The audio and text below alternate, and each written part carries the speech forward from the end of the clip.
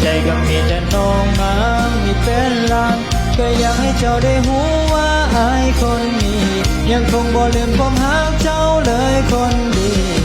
ไอ้ยังคงโจดจำทุกเรื่องราวอดีตที่มันเคยพัง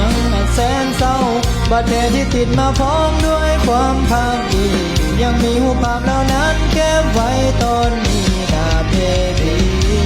คอยเขาเก็บเธอไว้อยู่ในใจคอยจะใจบอกคอยนั้นพยายามอยากจะลืมพวกคอยมันใจสกคอยนั้นมันอ่อนแอเป็นคนที่แพ้ตั้งแต่จะมาบอกว่าตัวเจ้าจะลาก่อนคอยเองก็ต้องทำใจคอยดึงเจ้าบอไว้ของมองเจ้ามันแทงใจ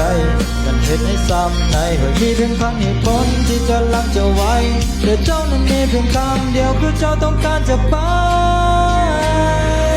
เก็บเอาไว้ได้บ่อย่าเฝ้าไปใส่ได้บ่อันนี้น่ะคือคำขอของคนที่หักเจ้าหลายถึงว่าเหตุที่เท่าใดเจ้าคงบ่เห็นค่าเหตุที่สำใดเจ้าบ่อยากเห็นหน้า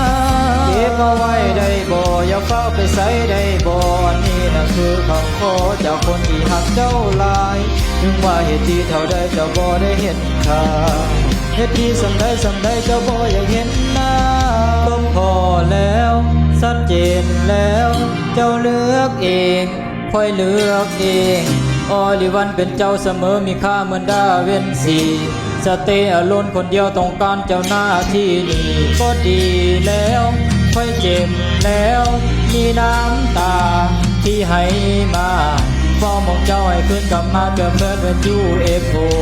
ให้น้ำมันได้ย้อนตาจนหูจนเหอตอนยังเคยมีหาแค่แสนนานในใจก็มีแต่น้องนางมีเป็นล้านแค่อยากให้เจ้าได้หูว่าอายคนนี้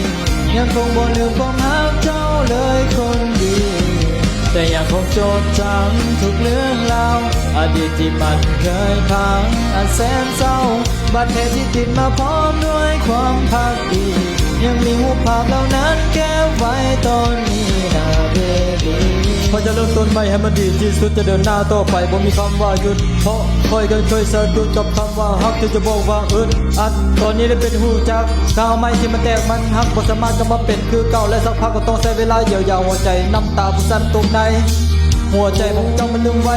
เพราะจะไม่พูดซึ้งดีกับคนใหม่เจ้าห้ามก็เช็ดไปยังก็นั่งเสียใจเพราะจังใดมันก็ต้องมีเจ็บถ้าบ่เจ็บมันก็บ่แม่นฮักสติของเฮาควรเจ็บถ้าไปโตบ่ไหวเฮาคงต้องพัก